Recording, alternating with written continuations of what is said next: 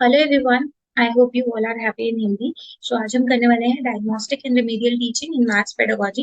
Maths pedagogy में diagnostic और remedial teaching को किस तरीके से आप यूज करेंगे उसको हम अच्छे से लर्न करेंगे, right. So first of all diagnostic teaching क्या कहती है, जैसे जब आप डॉक्टर के पास जाते हैं तो क्या होता है, वो आपको असेस करता है कि क्या प्रॉब्लम है।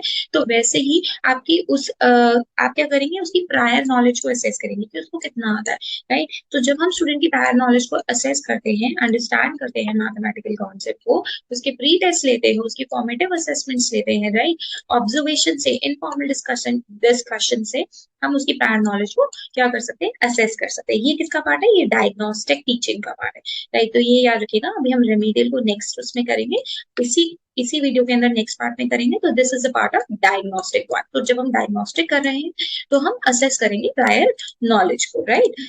उसके बाद आता है हमारा एनालाइजिंग स्टूडेंट्स परफॉर्मेंस। स्टूडेंट्स किस तरीके से कर रहे हैं, तो टीचर क्या करेगी, एनालाइज करेगी स्टूडेंट्स की परफॉर्मेंस को, राइट। उनको कोई प्रॉब्लम सॉल्विंग टास्क दे देगी और कहाँ कहाँ उसकी एरर्स आ रही हैं, उसके पैटर्न्स को आइडेंटिफाई करेगी, कितनी बार वो उन्हीं एरर्स को रिपीट कर रहा है, तो और कौन से कंसेप्ट में या कौन से स्किल्स में वो स्ट्रगल कर रहा है, ये सब एनालाइज करेगी। तो पहला स्टेप क्या था, आपने असेस किया, पहली जितनी इन्फॉर्मेशन पता है बच्चे को, और दूसरा कि उसकी कॉमन पैटर्न्स ऑफ एरर को आइडेंटिफाई किया।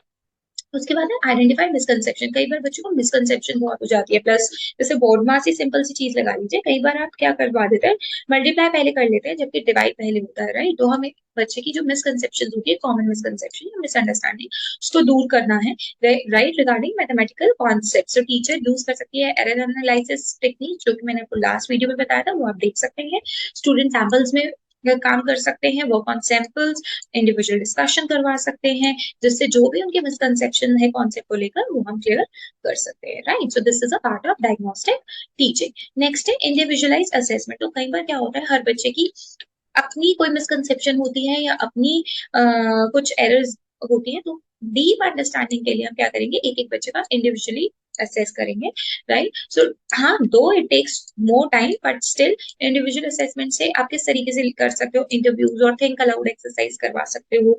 इससे क्या होगा, इस तरीके से आप अनकवर करोगे स्टूडेंट्स की रीजनिंग को, कि कहाँ पर वो लैक कर रहा है, और आइडेंटिफाई करेंगे उसकी स्पेसिफिक डिफिकल्टीज को, right. So this is individual assessment. Now we will talk about remedial teaching. तो पहले आपने डायग्नोस कर लिया, अब हम करेंगे रेमेडी। अब हम उसको रेमेडी देंगे, उपचार जिसे बोलते हैं, किस तरीके से हम उस मिसकंसेप्शन को ठीक करेंगे, किस तरीके से एरर एनालिसिस को यूज करके हम उसको ठीक करेंगे, दैट इज टारगेटेड इंस्ट्रक्शन। तो हम डायग्नोस्टिक असेसमेंट के बेसिस पर टीचर डिजाइन करेगी या इम्प्लीमेंट करेगी ऐसी स्ट्रैटेजीज जो कि स्टूडेंट स्पेसिफिक नीड्स को कवर करे, जिसमें उसका पेस की, कोई स्लो लर्नर है, कोई फास्ट लर्नर है, उसको समझते हुए, कॉम्प्लेक्सिटी ऑफ इंस्ट्रक्शंस को समझते हुए, ज्यादा कॉम्प्लेक्स भी नहीं होना है, इसके फोल्डिंग की हेल्प, इसके फोल्डिंग मतलब थोड़ी सी हेल्प देकर हम क्या कर सकते हैं, इंस्ट्रक्शंस दे सकते हैं। सेकेंडली जो रहेगा, री इन्फोर्सिंग फाउंडेशनल स्किल्स।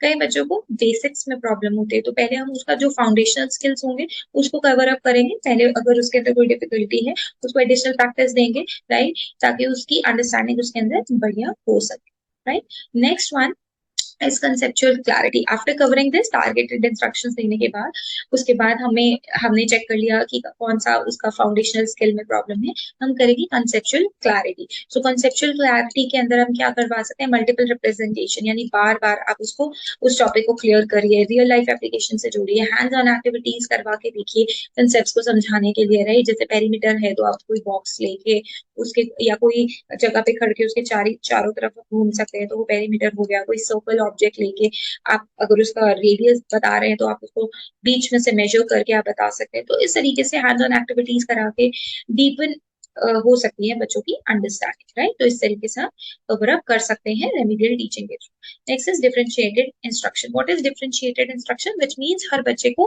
अलग अलग इंस्ट्रक्शन देंगे, क्योंकि हर बच्चे की नीड क्या है, अलग है। जब आप रेमेडियल टीचिंग कर रहे हैं तो डाइवर्स लर्निंग नीड्स के बच्चे हैं, तो अलग अलग लर्निंग नीड्स के अकॉर्डिंगली डिफरेंशिएटेड इंस्ट्रक्शंस देंगे, राइट।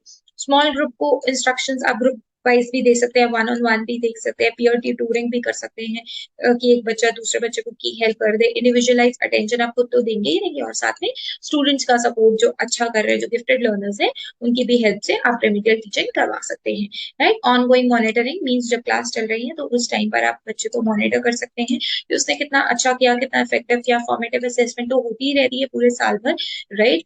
जो कि एक तरीके का चेक है टीचर के लिए बच्चों की अंडरस्टैंडिंग का, right. So they adjust there instructional strategies accordingly. तो टीचर ऑनगोइंग मॉनिटरिंग करके क्लास के साथ साथ बच्चे की कहाँ कहाँ लैकिंग है उसको ऑनगोइंग मॉनिटर करके आप अपनी इंस्ट्रक्शन स्ट्रैटेजीज को भी चेंज कर सकते हैं, एडजस्ट कर सकते हैं। तो आई होप आपको रिमीडियल टीचिंग और ये जो डायग्नोस्टिक टीचिंग है, डायग्नोस्टिक लर्निंग है, ये समझ में आई होगी, राइट। और लास्ट जो रहता है फीडबैक और रिफ्लेक्शन का, तो फाइनली हम बच्चे से रेगुलर फीडबैक लेते रहते हैं, राइट, कि अगर उसको क्लियर हुआ या नहीं हुआ, उसके मिसकंसेप्शंस क्लियर हुए या नहीं हुए, राइट। रेमेडियल इंटरवेंशंस करते हैं, यानी बीच में बार बार पार्टिसिपेट करवाते हैं बच्चे को कि कहाँ कहाँ पे उसकी लैकिंग्स है, तो वो रेमेडियल क्लासेस लगाए, right. Necessary to make the necessary adjustment, ताकि टीचर अपने अकॉर्डिंगली उसको एडजस्ट करवा सके, ताकि उसकी लर्निंग और अच्छी हो जाए, right. So these all were the parts of the remedial and the diagnostic teaching. I hope you like it. If you like it, so please do subscribe the channel, hit the like button, and for the online preparation, you can mail on this IT. Thank you so much for watching.